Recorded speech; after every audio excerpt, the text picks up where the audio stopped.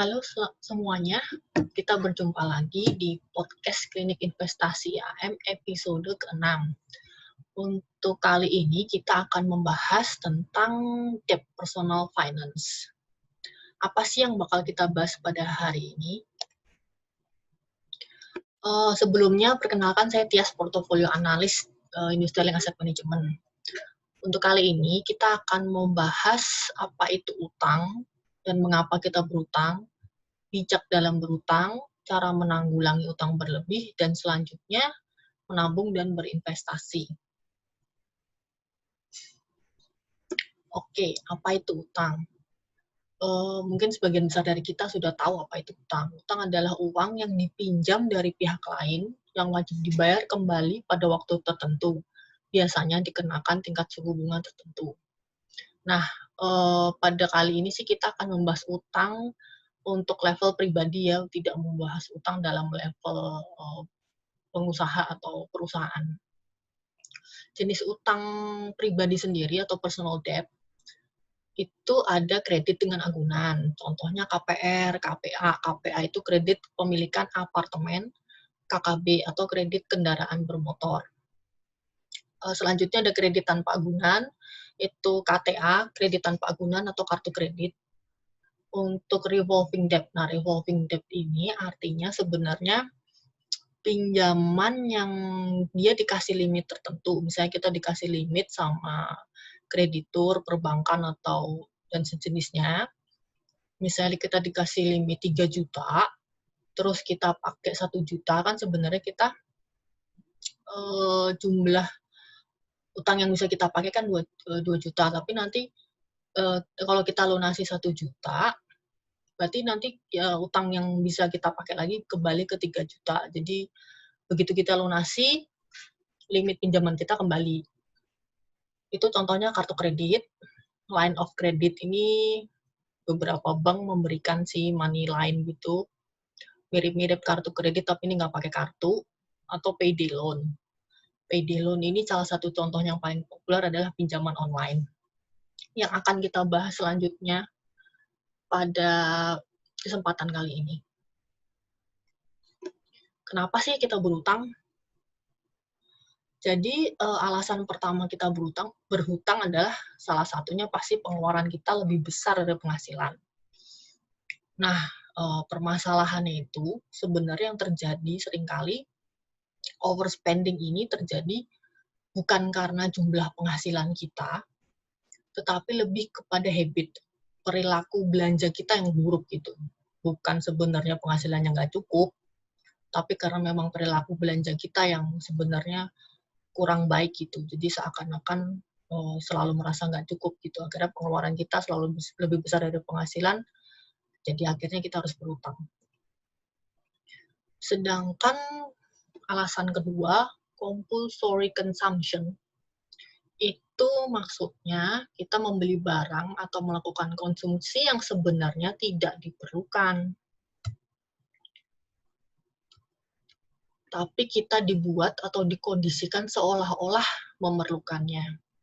Ini lebih terkait dengan media sosial. Pasti dengan zaman media sosial Instagram, YouTube, dan teman-temannya itu secara tidak langsung mempengaruhi, apalagi dengan influencer-influencer paling mudah fashion, dengan melihat fashion-fashion di Instagram, untuk kaum perempuan jadi merasa perlu fashion-fashion item tertentu gitu, padahal sebenarnya mungkin nggak perlu. Tetapi mungkin karena lagi trending, jadi kepingin beli gitu kan, mengikuti apa yang trending di Instagram dan sebagainya gitu. Atau misalnya standar kecantikan harus putih, jadi perlu beli pemutih, padahal sebenarnya nggak perlu gitu. Yang penting kan kulit sehat. Itu yang contoh-contoh simple sih dari alasan compulsory consumption ini. Kita terjebak dalam iklan-iklan atau pengaruh-pengaruh dari media sosial gitu. Alasan kita berutang selanjutnya ini memang emergency atau keperluan darurat. Misalnya kecelakaan, apalagi kalau misalnya kendaraan kita terlibat kecelakaan dan itu tidak diasuransi. Dan kan mungkin biaya perbaikannya cukup besar, jadi mau nggak mau kita terkadang terpaksa untuk berutang. Biaya perawatan penyakit berat. Misalnya kebanyakan seperti kanker atau mungkin stroke, itu kan biaya perawatannya cukup besar. Dan kemungkinan penghasilan kita tidak cukup gitu untuk menutupi biaya perawatan ini. Apalagi kalau tidak pakai asuransi kesehatan, bencana alam dan musibah lainnya. Banjir seperti kayak kita nih di Jakarta, Jabodetabek, pasti cukup tinggi kemungkinan kita kena banjir. Jadi pasti untuk perbaikan rumah, beli furniture lagi, itu pasti mau nggak mau, kalau mungkin tabungan kita nggak cukup atau apapun itu, kita akan kemungkinan besar akan berutang. Berikutnya kita akan membahas good debt, bad debt, utang yang baik dan utang yang buruk. Jadi sebenarnya utang itu tidak serta-merta buruk. Dalam kondisi tertentu, utang itu atau jenis tertentu sebenarnya utang itu bisa kita manfaatkan untuk hal yang baik gitu. Itulah good debt gitu. Utang yang dapat membantu memberikan penghasilan tambahan, meningkatkan kekayaan dengan efektif, dan membantu dalam menghadapi keadaan darurat. Kalau misalnya pinjamannya produktif, kayak pinjaman untuk wirausaha, atau mungkin itu kan pasti pinjaman yang untuk akhirnya menambah penghasilan kita gitu. Atau pinjaman KPR, KPA, nanti kalau rumahnya atau apartemennya terus kita kontrakin, nanti biaya kontrakannya buat bisa cukup untuk menutupi hutang, justru oke, bahkan mungkin lebih dari biaya utang kita, justru itu produktif gitu, menambah kekayaan kita. Atau pinjaman untuk pendidikan. Karena kan dengan misalnya mau S2 kan biayanya terkadang cukup besar, kita mungkin ambil loan, terus dengan harapan kan ini meningkatkan modal sumber daya manusia kita sendiri yang nanti diharapkan memberikan pekerjaan yang lebih baik atau dengan pekerjaan tapi dengan tingkat salary yang lebih baik. Itu sih sebenarnya utang yang nggak apa-apa gitu, it's okay gitu. Bahkan bagus untuk meningkatkan kehidupan kita. Sedangkan bad debt tentu saja utang konsumtif, membeli aset yang tidak memberikan nilai tambah dalam jangka panjang. Misalnya kita pakai kartu kredit kita ya tentu untuk barang-barang konsumtif secara berlebihan gitu. Ya tadi mengikuti fashion atau gadget, update gadget terus, padahal sebenarnya kan nggak butuh ya. Itu kontraproduktif sih jadinya. Atau kendaraan mobil yang mungkin sebenarnya kita belum waktunya punya mobil, cuman karena gengsi atau apapun itu, kita dengan mengambil kesempatan untuk kredit kendaraan bermotor untuk beli mobil. Ingat mobil itu terdepresiasi, ada usianya gitu. Nilainya terus turun. Kecuali kita memang kredit mobil itu untuk kegiatan yang produktif, untuk usaha atau apapun itu. Apalagi payday loan, itu pinjaman online. Untuk kegiatan-kegiatan yang konsumtif. Nah, sebenarnya utang yang paling mungkin orang pasti hampir semua tahu ya, kartu kredit gitu. Kartu kredit itu perlu nggak sih gitu, atau baik nggak sih kawan atau sebenarnya lawan gitu. Ada beberapa hal yang sebenarnya perlu kita pola pikirnya harus di-set dulu tentang kartu kredit ini, supaya kartu kredit itu bisa bermanfaat dan bukan justru merugikan kita. Yang pasti satu pola pikir yang harus benar-benar kita camkan itu kartu kredit itu utang, jangan lupa. Itu intinya harus kita bayar kembali gitu, bukan sesuatu yang kita ya udah kita pakai terus kita nggak perlu bayar lagi. Itu nggak boleh lupa. Kartu kredit itu bukan tambahan cash flow. Kita salah kalau mikir kartu kredit itu tambahan cash flow atau tambahan penghasilan atau tambahan uang pemasukan. Itu bukan pola pikir yang benar dalam menggunakan kartu kredit. Ingat, kartu kredit at the end of the day harus kita bayar gitu. Itu bukan sesuatu yang memang hak kita. Jadi kalau kita menganggap itu sebagai tambahan cash flow, tambahan penghasilan, ya pasti salah.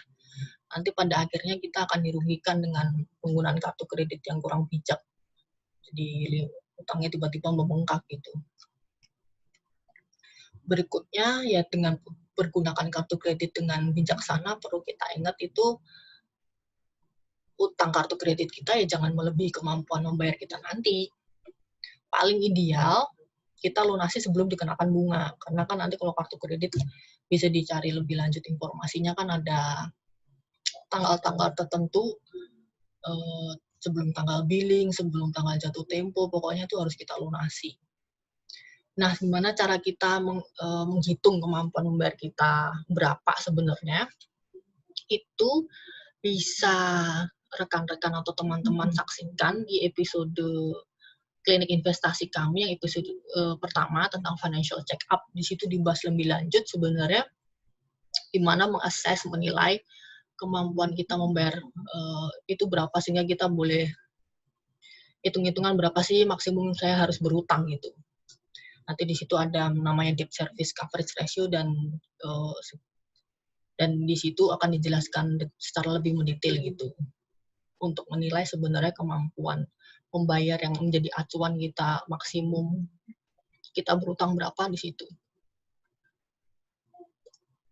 Untuk selanjutnya, kartu kredit sebagai stopgap ini sesuatu mindset yang salah gitu.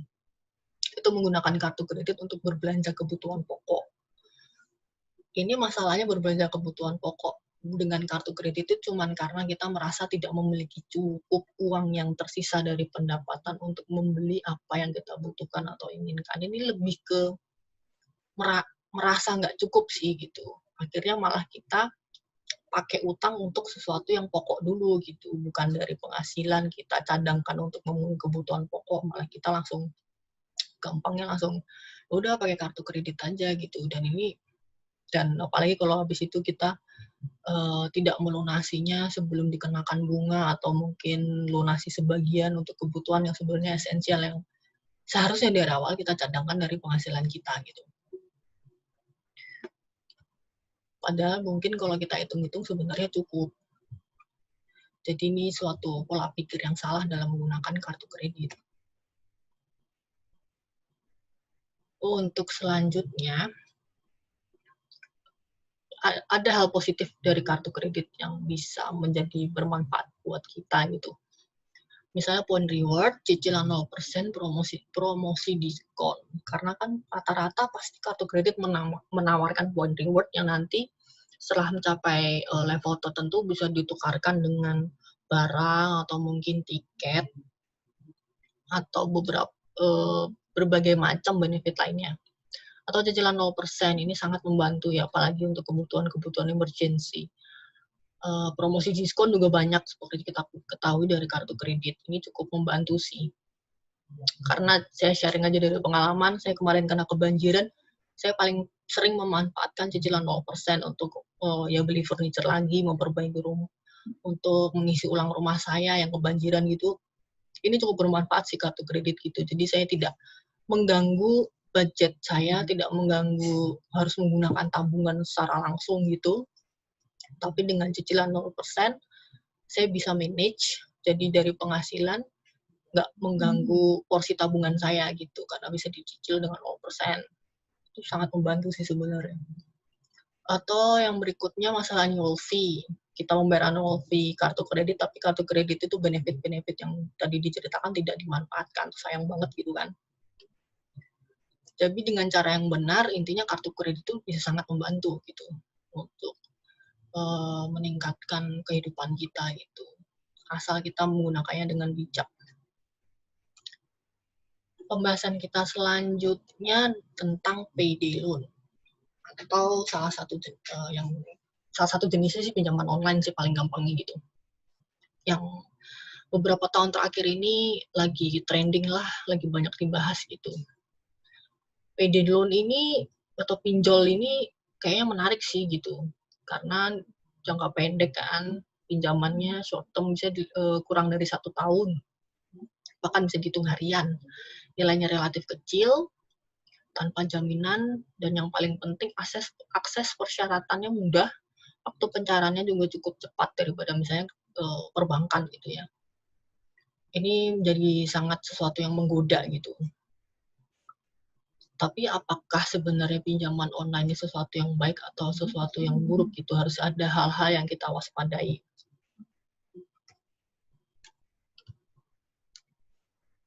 Payday loan ini sebenarnya kalau menurut saya pribadi sih last resort banget ya kalau nggak ada pilihan lain gitu. Apalagi memang kalau untuk orang-orang yang nggak bankable. Tapi selama Anda bankable, sebaiknya sih tidak mengambil pinjaman online, apalagi pinjaman online yang tidak terdaftar OJK. Sudah banyak kasus yang sudah kita dengar betapa cukup berat ya masalah kalau sampai terjerumus dalam pinjol, apalagi pinjol yang tidak terdaftar OJK. Masalah yang pertama pasti biaya pinjamannya sangat tinggi. Bunga, denda, biaya administrasi. Kita dalam slide ini akan saya jelaskan. Misalnya suku bunga pinjaman online legal aja, yang legal itu kisaran 0,05 sampai 0,8% per hari. Kita umpamakan jumlah pinjaman 1 juta, lama pinjaman 1 bulan. Bunganya kita ambil yang tengah-tengah, jadi yang average rata-rata yang dipinjol-pinjol itu yang legal tentu saja itu 1 juta kali 0,5% kali 30 hari. 150.000 hasilnya. Biaya administrasi ada 1-15%. Misalnya kita ambil 5%, 1 juta kali 5%, 50.000. Dan pinjol ini bervariasi. Ada yang biaya administrasinya ditarik di awal jadi 1 juta, ya dikurangi 50.000, jadi nerima 950.000. Ini termasuk kecil gitu. Rata-rata kadang saya lihat di pinjol itu pinjam 1 juta, terimanya bisa 800.000, gitu, 200.000 sendiri gitu sebenarnya administrasinya, belum lagi provisi kalau ada gitu.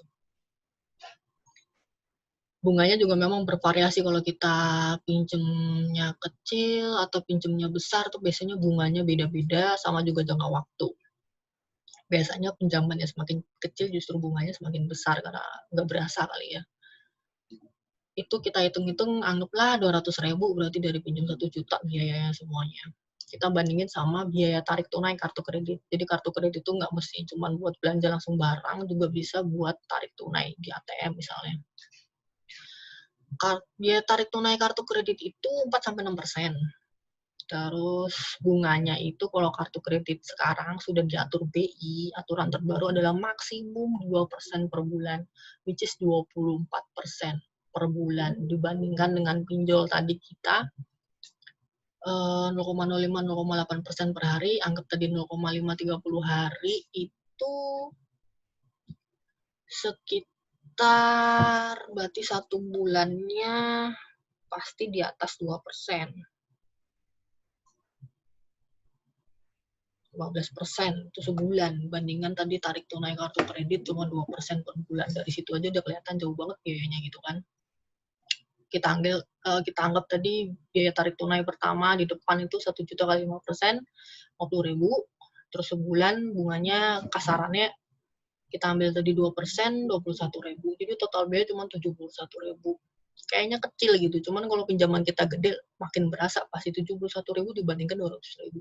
Worth it apa enggak gitu. Makanya kalau bisa pinjol itu last resort lah, langkah kita yang paling kepepet lah intinya gitu. Dan kalau Anda bankable, memang lebih baik nggak usah pakai pinjaman online gitu, karena gimana pun kalau kita lihat pinjaman-pinjaman yang disediakan pihak perbankan biasanya bunganya jauh lebih murah.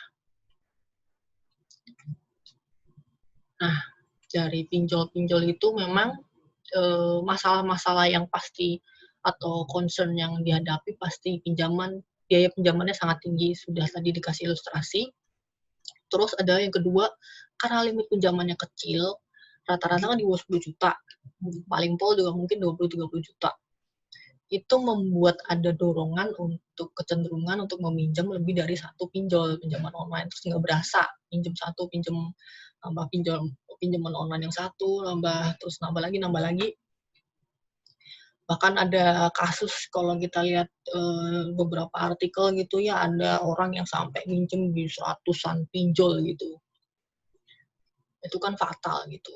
Bunga, denda kalau nunggak juga besar. Walaupun sekarang kalau pinjaman online yang ilegal itu diatur total tagihan dan dendanya itu maksimum 100% dari pokok. Ya kalau minjem sejuta, denda bunga segala macam tunggakan minimum 1 juta, jadi bayar 2 juta. Ini kalau yang legal. Dari situ aja sebenarnya udah tinggi sekali gitu. Apalagi kalau yang ilegal bisa minjem 1 juta, tunggakan bisa sampai 30 juta gitu kan. Semua kemudahan ini kalau tidak diwaspadai membuat kita terjebak dalam debt cycle. Banyak yang akhirnya nggak bisa lunasi di satu pinjaman online, akhirnya dia minjem di pinjol lain buat melunasi yang satu. Makanya itu sampai kasus ada orang minjem di 100-an lebih pinjol, terjebak dalam debt cycle tadi. Nah, kalau misalnya kita udah punya utang dan utangnya udah berlebih, gimana sih cara kita menyelesaikan utang tersebut gitu yang sudah mulai berlebihan? Tahap pertama itu membuat rencana pembayaran. Misalnya untuk kartu kredit, itu jangan membayar dengan jumlah minimumnya gitu. Sedikit dikasih ilustrasi dalam slide ini. Dalam kartu kredit itu ada 3 komponen. Beban bunga dari tanggal transaksi sampai dengan tanggal penagihan, beban bunga dari total tagihan bulan berjalan, dan potongan bunga terhadap pembayaran. Dari tabel ini kita bisa amati sama-sama transaksi 2 juta. Tagihannya nanti tiap tanggal 20 gitu kan. Dia transaksi tanggal 16 Maret, tagihannya tiap tanggal 20 tiap bulannya. Jadi yang pertama kita hitung bunganya dulu dari 2 juta dari tanggal transaksi sampai tanggal tagihan bulan Maret itu. Ketemulah gitu 5.200. Terus untuk yang poin B, beban bunga dari total tagihan bulan berjalan, jadi 2 juta dikali 31 hari, kali bunganya 40.700. Nah, poin C ini yang menentukan beban utang kita selanjutnya gitu. Bandingkan kalau cuma bayar minimum 150.000. Jadi hitung kartu kredit itu bukan kalau 2 juta saya sudah lunasi 1 juta bunganya cuma dari 1 juta, enggak. Ada komponen B, jadi dari utang seluruhnya 2 jutanya dulu dihitung, baru jumlah pembayaran kita yang jadi pengurang beban bunga. Jadi kita misalnya poin C bayar 150.000 doang, jumlah minimum gitu, pengurangnya cuma Rp2.000, sedangkan kalau kita bayar 1 juta, pengurangnya 13.800. Jadi total bunganya nanti kalau kita lunasin 1 juta 32.200, sedangkan kalau kita bayar dengan jumlah pembayaran minimum 150.000, jumlah bunganya 43.900. Kalau kita convert ke interest rate 1,6% banding 2,2.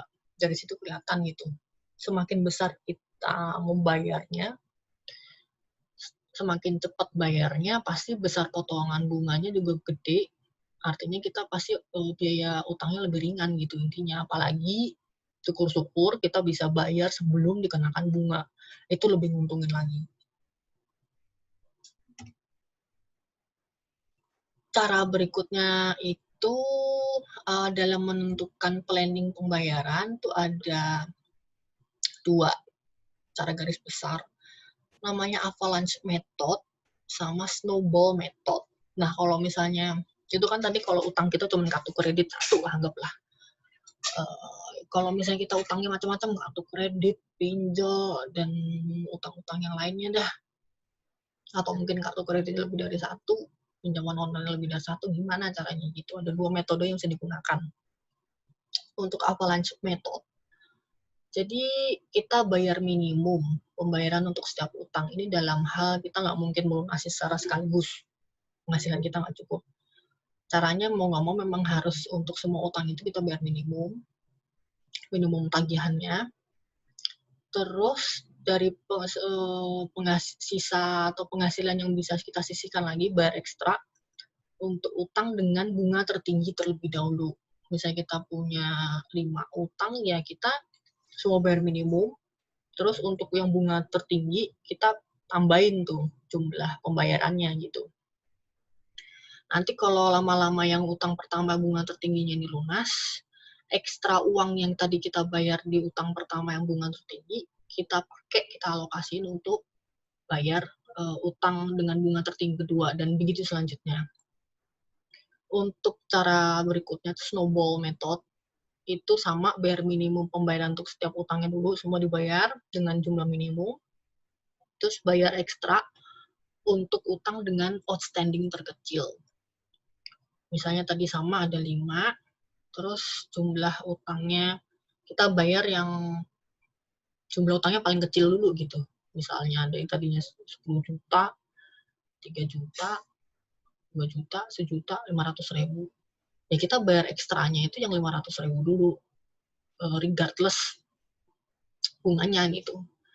Karena pasti dengan 500.000 dulu bayar ekstra lebih cepat lunas. Jadi udah langsung satu utang udah lunas. Nanti ekstra uang ini buat bayar outstanding terkecil selanjutnya.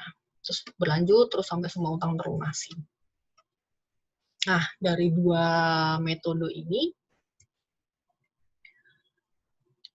kira-kira yang mana yang lebih cocok? Itu memang tergantung pilihan masing-masing ya. Semua ada Avalanche maupun Snowball punya plus atau minus.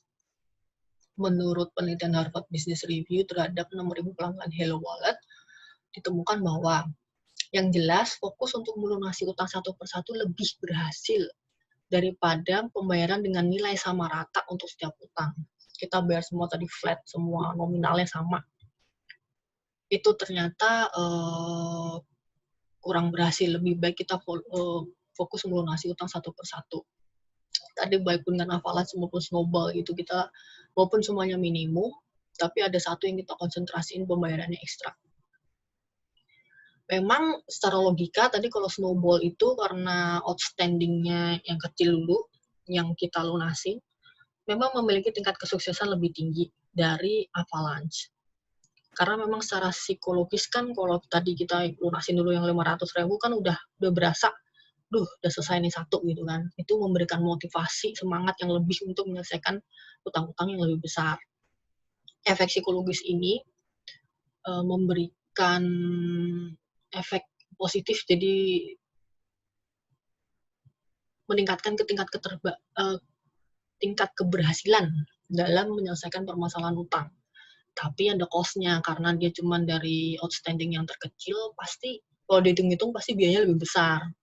Karena kan belum tentu si yang outstanding terkecil ini biayanya paling murah, sedangkan justru nilai nominal yang paling besar dengan biaya bunga pasti secara nominal lebih besar, justru kita paling belakangan. Jadi pasti dihitung-hitung total sih sebenarnya biayanya lebih besar daripada Avalanche. Avalanche secara biaya lebih efisien, tetapi lebih berat karena kita akan konsentrasi ke sesuatu yang besar dulu gitu. Tapi itu kembali ke pribadi masing-masing mana yang lebih cocok buat dirinya sendiri. Cara berikutnya bisa, kalau tadi kita punya 5 utang atau lebih dari 5 utang, banyak utang di mana-mana, adalah mengambil KTA atau KPR. Misalnya di perbankan yang paling umum, KTA perbankan atau KPR. Ini punya sesuatu hal yang positif, karena tadi dengan utang yang banyak, kita satuin, sepertinya kita satuin, jadi kita ambil suatu limit tertentu, kita hitung jumlah utang kita berapa, terus kita ajukan jumlah utang itu, kita pinjam ke KTA. Terus kita lunasin semua utang yang banyak tadi yang di berbagai macam tempat, itu kan lebih gampang di-manage. Lebih gampang dikelola. Kalau punya aset KPR atau rumah, maksudnya rumah yang bisa di KPR, itu juga bisa untuk melunasin utang-utang, misalnya memang utangnya udah dalam jumlah sangat besar gitu, untuk melunasi utang di tempat lain yang tadi utang-utang apalagi pinjol yang berbunga tinggi itu. Karena lebih jelas, lebih gampang di-manage, kita cuma mikirin satu utang, belum lagi KTA KPR itu cicilannya jelas, jangka waktunya juga pasti jauh lebih panjang. Tadi kalau pinjol itu kan di bawah 1 tahun, sedangkan KTA KPR itu kan bisa lebih dari 1 tahun, apalagi KPR bisa panjang 10-15 tahun gitu. Jadi pasti lebih gampang di-manage. Terus bunga KTA KPR itu lebih rendah, bahkan dari kartu kredit atau pinjaman online. rata-rata kalau dicek di perbankan itu kurang dari 2% per bulan. Bahkan untuk KTA perbankan yang biasa ini KTA perbankan yang kerjasama rekening penerimanya atau istilahnya payroll, rekening gajinya di bank itu bisa perbankannya ada perjanjian kerja sama tempat kerjanya, itu bunganya bahkan 0,55% per bulan, itu sangat rendah. Ada yang sampai segitu rendahnya, tentu ini menjadi solusi yang baik jika Anda terjebak dalam pinjaman utang yang berbunga tinggi. Pinjol dan teman-temannya, dan memang ini punya kekurangan, yaitu Anda harus bankable emang. Tapi menggunakan cara ini, harus ada beberapa hal yang perlu diingat gitu. Satu, ya pasti disiplin membayar cicilan, jangan nambah masalah gitu kan. Karena kalau kita sampai gagal bayar cicilan, nama kita di perbankan udah kena catatan, pasti kita akan pilihan solusinya pasti akan lebih dikit gitu. Dan tentu saja jangan membuat utang berbunga tinggi baru, jangan nambah utang di pinjol lagi gitu. Kalau nggak jadi sia-sia, malah yang ada kita tambah celaka, utang kita tambah gede gitu. Bahkan mungkin rumah kita udah kita KPR-in gitu kan. Nah, kalau misalnya utang-utangnya tadi yang utang berlebihnya udah bisa di-manage, bahkan udah mau bisa terselesaikan, selanjutnya gimana? Pasti kita harus belajar membuat budgeting. Sebenarnya dari awal kita harus membuat budget dulu. Dari pendapatan tuh sudah kita alokasikan dari awal. Ini ada salah satu contoh, misalnya yang budgeting 50-30-20. Itu artinya 50% dari total penghasilan rumah tangga itu untuk kebutuhan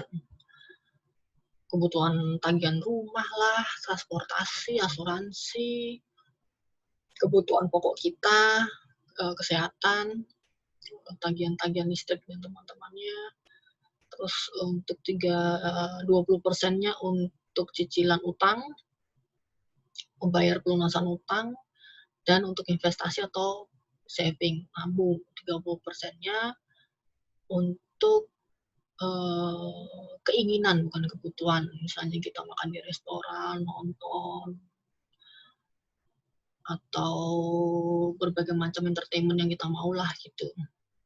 Tapi ini balik lagi ke tergantung penghasilannya juga gitu. Kalau memang penghasilannya belum memungkinkan untuk 50-30-20, terutama 30-nya, mungkin 30%-nya bisa dikecilin. Karena gimana pun tentu saja kebutuhan yang harus dipersatukan. Terus dan paying debt dan tabungan gitu. Keinginan sebenarnya kalau menurut pribadi saya juga itu yang paling belakangan gitu. Apalagi kalau kita sudah punya kasus sebelumnya utang berlebih yang karena konsumtif. Jadi kita yang jelas yang penting mengalokasikan dari awal, budget awal gitu untuk kebutuhan, untuk paying debt itu benar-benar harus kita lakukan dan kita jalankan gitu. Kalau udah dibuat tapi tidak dijalankan, susah juga. Karena dengan membuat budget itu kita jadi terkadang baru gitu. Ternyata sebenarnya cukup gitu. Komponen-komponen tentunya sebenarnya harusnya itu yang paling belakangan, keinginan-keinginan tadi gitu. Sedang kalau bisa disiplin memprioritaskan ya sebenarnya mungkin cukup-cukup aja gitu. Terus berikutnya tentu saja masalah budgeting cuman pasti ada dua cara, memangkas pengeluaran atau menambah penghasilan. Untuk memangkas pengeluaran seperti yang sudah saya sempat tadi bahas masalah keinginan itu, ada pemahaman namanya minimalisme, living more with less. Jadi intinya kita mulai merubah paradigma pola pikir kita bahwa barang yang kita miliki itu harus memiliki added value bagi kehidupan kita. Nah, ini kalau mau lebih tahu minimalisme itu seperti apa caranya, Anda bisa lihat di IAM Merapat kedua di YouTube Industrial Asset Management. Di situ akan ada lebih detail dibahas masalah minimalisme gitu. Dengan pemahaman ini mungkin membantu kita untuk memangkas pengeluaran yang sebenarnya tidak kita perlukan gitu. Belajar berencana dari bencana. Silakan boleh dicari infonya di video tersebut. Cara berikutnya dari memangkas penghasilan, kalau tadi memangkas pengeluaran, itu adalah menambah penghasilan. Sekarang juga lagi namanya side hustle. Ini artinya cara gampangnya merubah passion kita jadi extra money gitu. Ada berbagai macam pilihan, dan kalau kita browsing juga banyaklah contoh-contohnya gitu.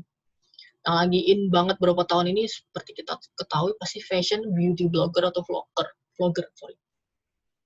Itu memang dari hobi kita bisa jadi extra money, apalagi kalau followernya banyak kan, punya penghasilan dari situ. Admin sosmed, kalau yang benar-benar senang sosmed, itu juga ada peluang di situ.